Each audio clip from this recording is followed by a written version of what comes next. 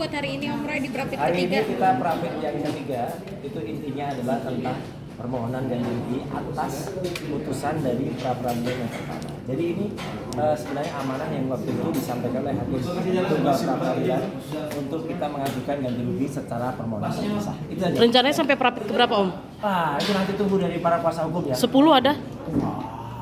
Nggak tahu lah. Karena banyak pihak yang menilai dengan Om Roy yang ngajukan Prapit ini seperti mengulur-ulur waktu nggak ada pokok perkara.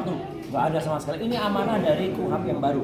Kita undang-undang hukum acara pidana yang baru dan tidak ada batasan. Prapit itu harus dilakukan berapa kali. Om Roy, mungkin untuk Prapit ketiga hari ini Ya. kan ada kerugian tadi yang disebut. Apa aja mungkin yang ya, bisa? kerugiannya adalah kita mengajukan sebuah angka. Angka itu sudah dihitung berdasarkan aturan.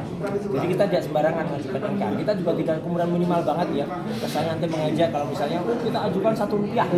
Buat apa berhari-hari sidang untuk kemudian Rp1 gitu ya. Kita mengajukan senilai apa yang misalnya kalau waktu itu dikonversi.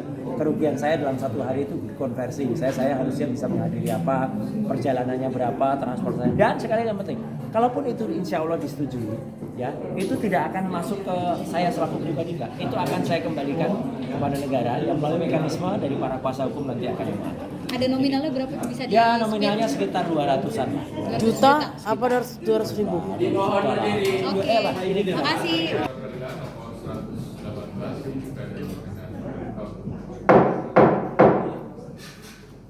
Baik, pemohon hadir ya bersama. Masih sama?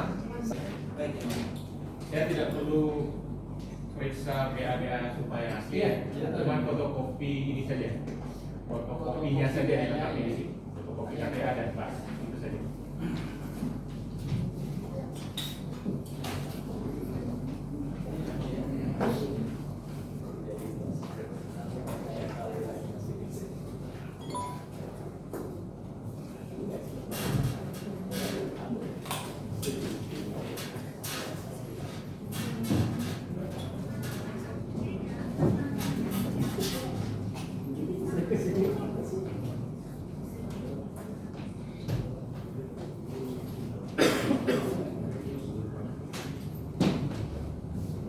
Baik, termohon kuasa.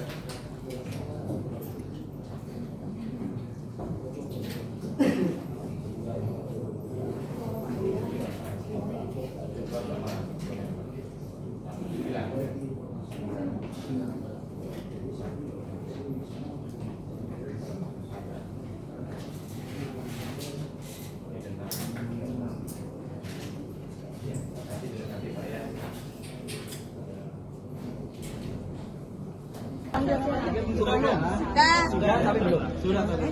Assalamualaikum warahmatullahi wabarakatuh. Waalaikumsalam. Kawan-kawan semua, terima kasih atas kehadiran dan kesediaannya. Walaupun sidangnya tidak jadi, belum jadi ya. Jadi ini adalah permohonan Prapit kita yang ketiga khusus mengenai ganti rugi. Jadi ganti rugi itu dimungkinkan karena Prapit pertama kita memenangkan perkara, yaitu mengenai tidak sahnya penggeledahan, penangkapan dan penahanan. Hari ini kita sudah siap untuk bersidang. Unfortunately, turut termohon dalam hal ini Kejaksaan Negeri Jakarta Selatan tidak hadir karena berdasarkan hukum acara harus dipanggil 2 kali, ya, tidak boleh cuma 1 kali. Maka hakim menunda sidang sampai pekan depan dan mereka akan memanggil lagi secara layak pengadilan Kejaksaan Negeri Jakarta Selatan. Jadi untuk sementara banyak waktu lah.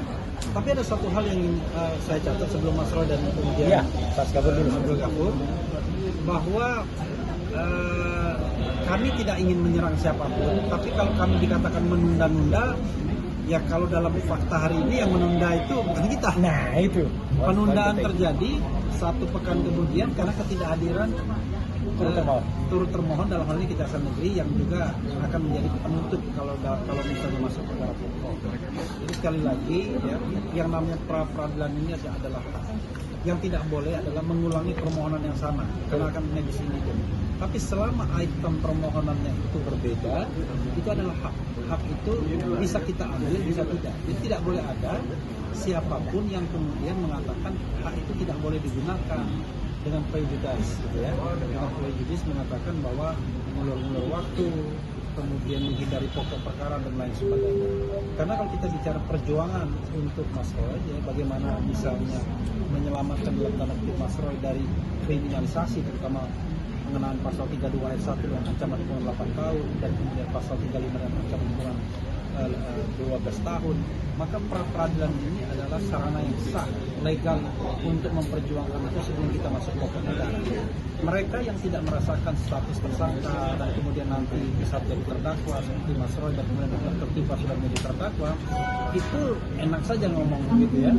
Tapi coba kalau posisinya diubah, yang jadi tersangka dan calon terdakwanya adalah mereka, saya kira pikirannya juga akan sama. Bagaimana kita melindungi klien kita, kemudian berusaha membela sekuat-kuatnya agar dia bisa dibebaskan, karena kami yakin bahwa ini ada kriminalisasi.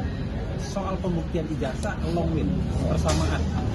Kalau soalnya nanti masuk pokok perkara, ya kita harapkan juga ada sikap gentleman dari Jokowi untuk hadir di persidangan dan kemudian sama-sama membuktikan dalam tanda kutip.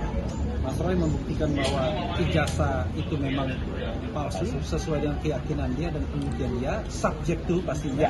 Kemudian dia juga mau dan berani menunjukkan bahwa memang ada ijazah S1 ini. Walaupun saya baru aja mendengar ada orang yang bercerita pada saya yang wah ini bagus juga ceritanya, yang makin menambah keyakinan kita bahwa there must be something wrong dengan ijazah. Begitu ya. Oke.